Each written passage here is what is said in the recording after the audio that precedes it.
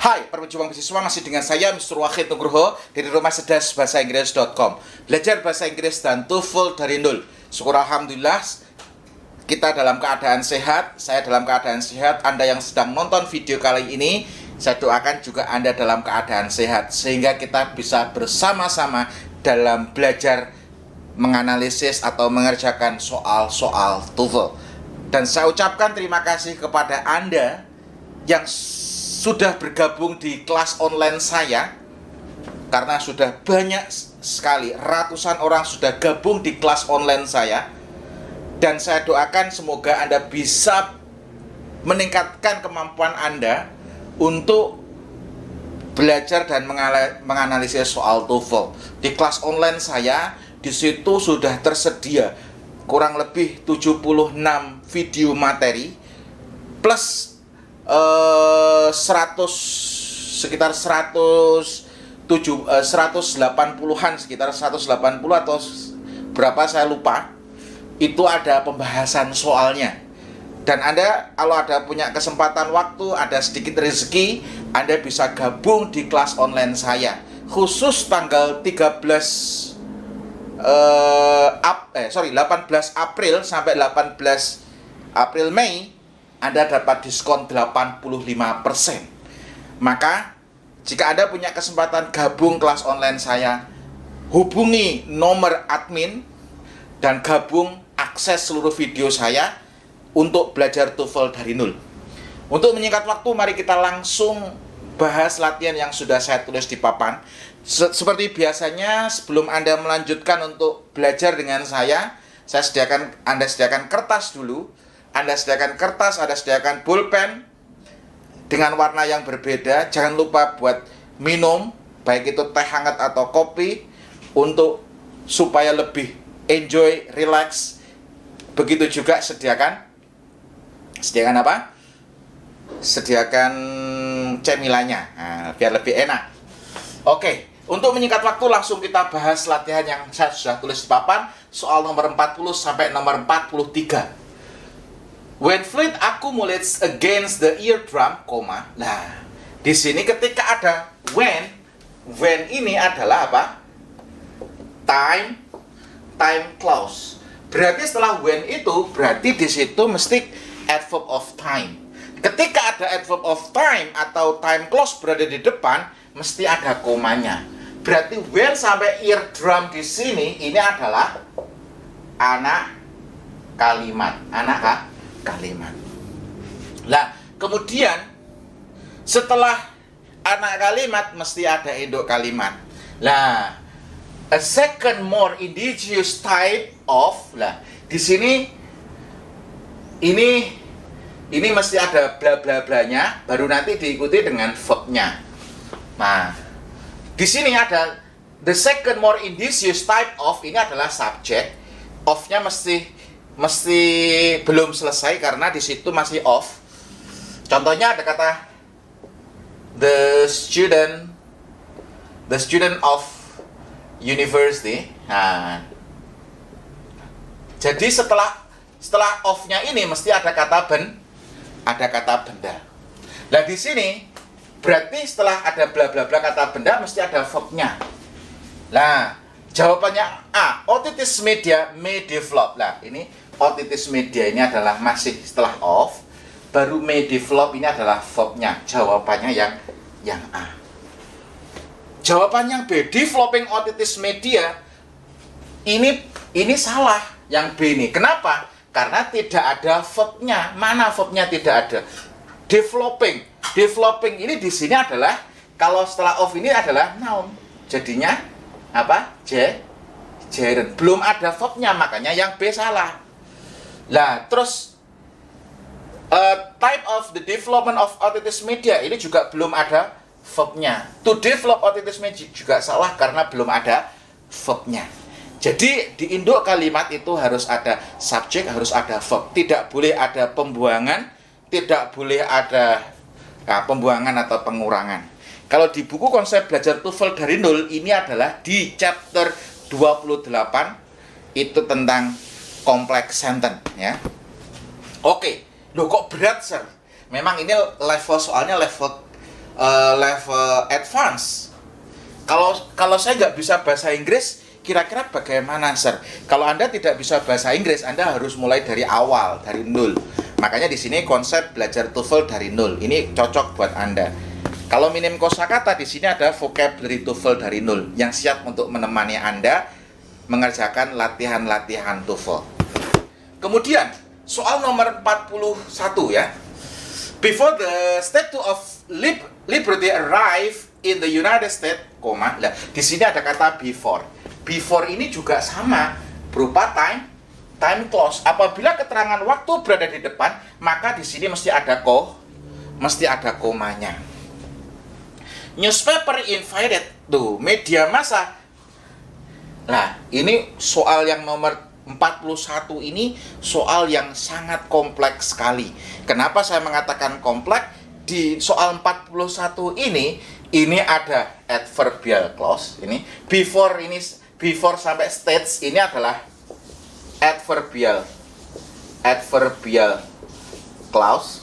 Nah, newspaper invited, lah ini adalah adjective clause. Loh, kok iso adjective clause, Sir? Ini ada proses yang dibuang.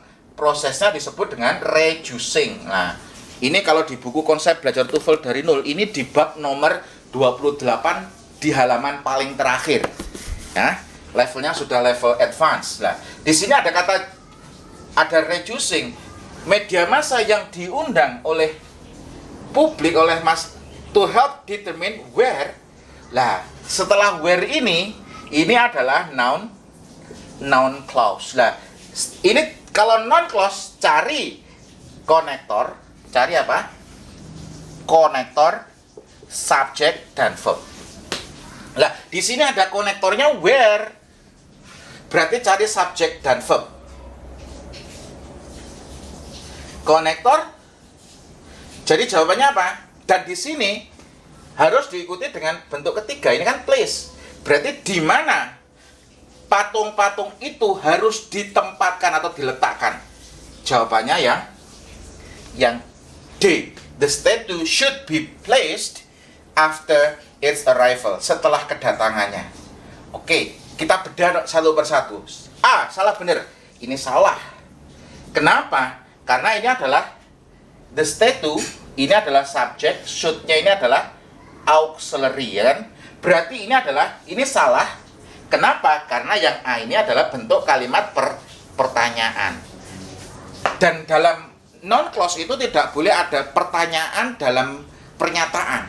Nah, kalau mau pengen membuat pertanyaan harus dari induk kalimatnya, nggak boleh hanya pada anak kalimat. Yang B, the statue being placed, ini kalimatnya tidak sempurna karena tidak terdiri dari subject dan verb. It should be the statue. Ini juga salah. Konteksnya nggak nyambung. Oke. Kalau Anda lagi capek, Anda bisa pause dulu, Anda minum kopi dulu, Anda gerak tubuh dulu biar lebih sehat. Nah, ini agak sedikit kurusan sedikit ini saya. Efek lockdown, nggak berani beli apa-apa di luar ya. Biasanya jas saya nggak bisa dibuka gini. Nah, sekarang alhamdulillah. Nah, ini. Ya nggak bisa kurus, tapi ya memang agak sedikit berkurang berat badannya karena nggak jajan macam-macam. Oke. Mari kita lanjutkan. Anda sudah nyeruput kopi, Anda sudah makan camilan, Anda nikmati materi saya selanjutnya. Oke, soal selanjutnya ya, nomor 42. A stock bla bla bla at an inflated price is called water stock. Ini apa saja jawabannya, Ustaz? Oke. Untuk menjawab 42 ini, soal 42 ini, Anda harus tahu ini adalah simple sentence atau complex sentence. Oke. Ini simple sentence atau complex sentence.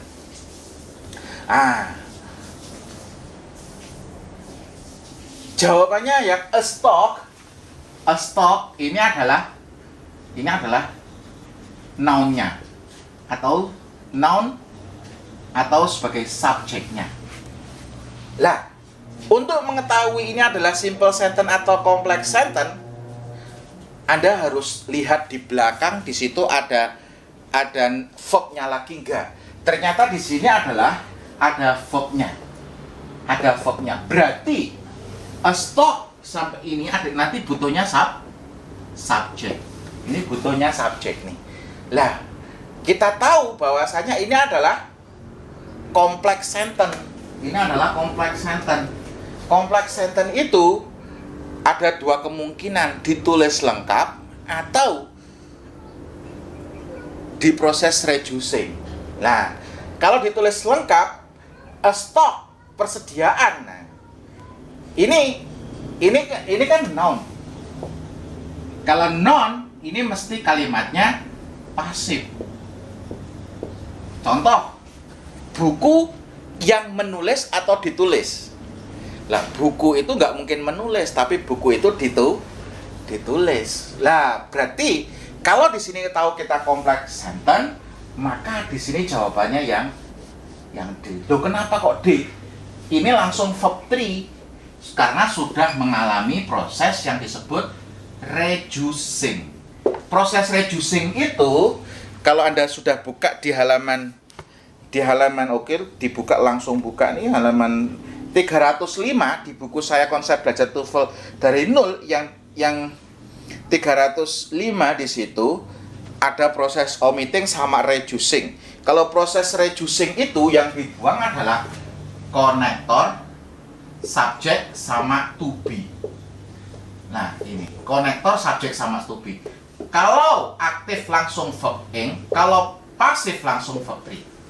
Nah, di sini stok ini adalah persediaan. Berarti ini adalah bentuk kalimat pasif. Kalau bentuk kalimat pasif berarti langsung verb 3. Kalau it is issued, ini salah. Kenapa it is issued ini salah? Karena ada subjeknya. Sudah ada stok, berarti salah.